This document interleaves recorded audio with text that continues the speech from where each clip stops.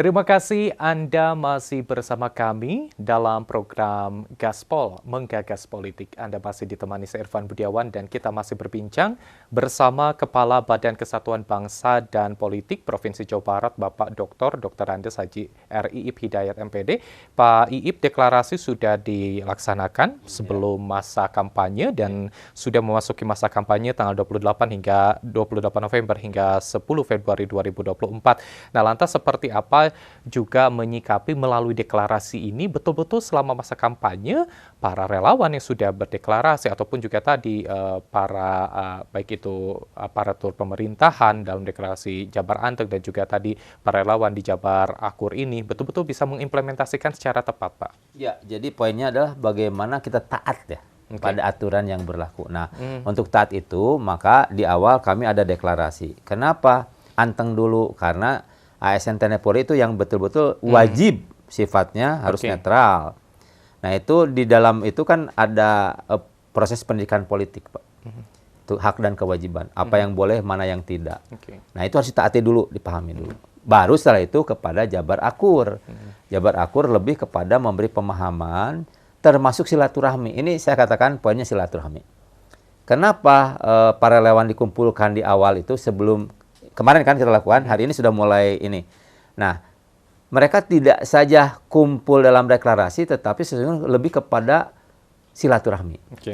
Silaturahmi ini yang akan menjadikan cek orang Sunda panjang baraya, Kang. Jadi orang itu kan kalau sudah mengenal mah ya, jadi saling mengenal di antara relawan itu poinnya. Yang kedua, si relawan juga mengenal dengan siapa, mana gubernurnya, mana pangdamnya, mana kapoldanya, mana kajatinya, mana ketua DPR. Itu semua hadir di situ. Jadi poin pentingnya itu adalah ada silaturahmi. Kenapa? Karena kita punya kultur Jawa Barat, Kang.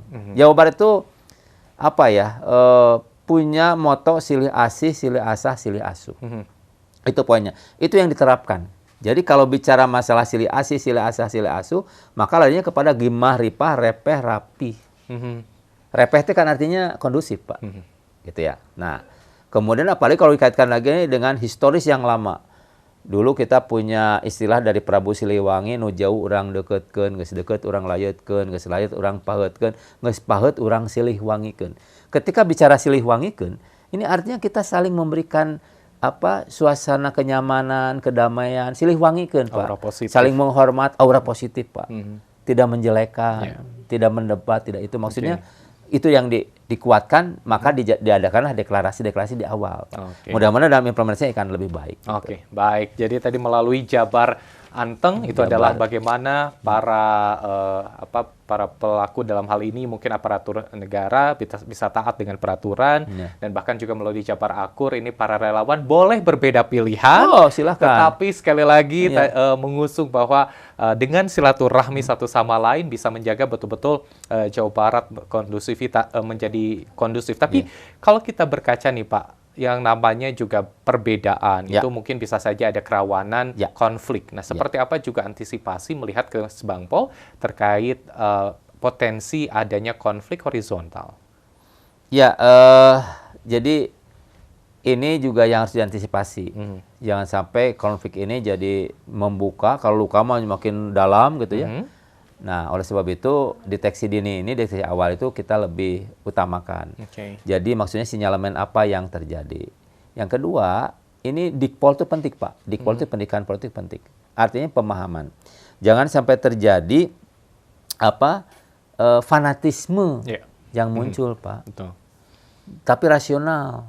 Kenapa? Kalau fanatisme itu kan orang kadang-kadang tanda kutip agak buta gitu. Tapi kalau rasional kan dia bisa memilah, membandingkan, kemudian menyimak, mendalami gitu ya, in depth, bagaimana si A, si B, si C. Tapi kalau fanatik itu kan sudah agak berat. Maka itu bagian-bagian yang terpenting masuk dalam kurikulum Dikpolnya, pendidikan politik. Pendidikan politiknya. Gitu. Tapi bagaimana hingga ke akar rumput nih, Pak? Ini biasa akar rumput nih agak sulit nih, Pak. Khusus Kesbangpol kita punya Dikpol sampai kepada daerah-daerah terpencil, Pak.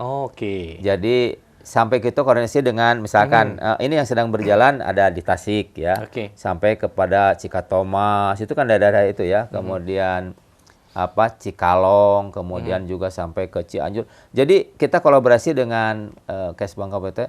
Jadi justru kita kumpul para ketua RT misalkan ya, ketua RW di desa itu kita beri pencerahan, terjadi diskusi dialog di situ Pak.